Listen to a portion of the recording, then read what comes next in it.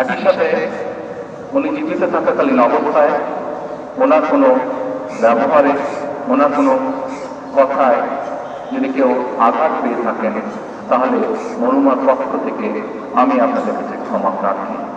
জাতীয় সংসদ ভবনের দক্ষিণ প্লাজা সংলগ্ন মানিক মিয়া এভিনিউতে বিএনপি চেয়ারপারসন ও সাবেক প্রধানমন্ত্রী বেগম খালেদা জিয়া জানাজা সম্পন্ন হয়েছে। জানাজা স্থল ও আশেপাশের বিস্তীর্ণ এলাকায় মানুষের ঢল নামায় পুরো ঢাকায় পরিণত হয় এক বিশাল জানাজার ময়দানে। বুধবার সরেজমিনে ঘুরে দেখা যায় মানিক মিয়া এভিনিউ ছাড়াও বাংলা মোটর, কারওয়ান বাজার, ফার্মগেট, মোহাম্মদপুর, ধানমন্ডি, নিউ মার্কেট, মিরপুর, কাজীপাড়া, শেওড়াপাড়া হয়ে খামারবাড়ি ও বিজয় সরণি সহ আশেপাশের সব সড়ক মানুষের ভিড়ে ছেয়ে যায়। এমনকি এসব এলাকার অলিতে গলিতেও জানাজায় অংশ নিতে আসা মানুষকে দেখা যায়। গণতন্ত্রের মা বেগম খালেদা জিয়ার জানাজায় আমি সাক্ষী হওয়ার জন্য এসেছি। তো ম্যাডামের সঙ্গে ছোট থেকে আমাদের রাজনীতির সঙ্গে মানে স্টুডেন্ট রাজনীতি থেকে আমি জড়িত বিএনপির সাথে।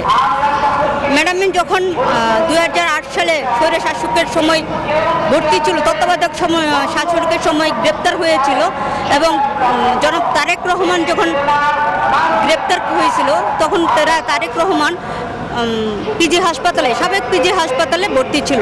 সেখানকার সেবার নার্স হিসেবে আমি তত্ত্বাবধানে ছিলাম। বেগম খালেদা জিয়া যে কেবল বিএনপির নেত্রী নন, বরং তিনি গণমানুষের নেত্রী, দেশ নেত্রী, তারই প্রতিফলন ঘটেছে এই জানাজায় মানুষের ঢলে।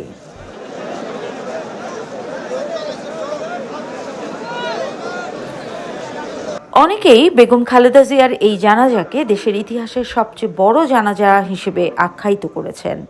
নির্দিষ্ট সংখ্যা বলা সম্ভব না হলেও ধারণা করা হচ্ছে জানাজায় কয়েক মিলিয়ন মানুষের উপস্থিতি ছিল।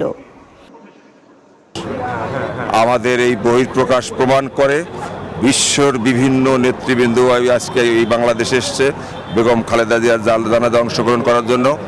আপনারা জানেন তারই সুযোগ্য পুত্র আমাদের ভারপ্রাপ্ত চেয়ারম্যান তারেক রহমান দীর্ঘ 18 বছর পরে নির্বাসনে থাকার পরে ফেসিবাদের অত্যাচার, অনাচার, নির্যাতন সহ্য করে উনি নেতৃত্ব দিয়ে দেশটাকে উনি গঠন করেছেন, বাংলাদেশ জাতীয়তাবাদী দলকে গঠন করেছেন।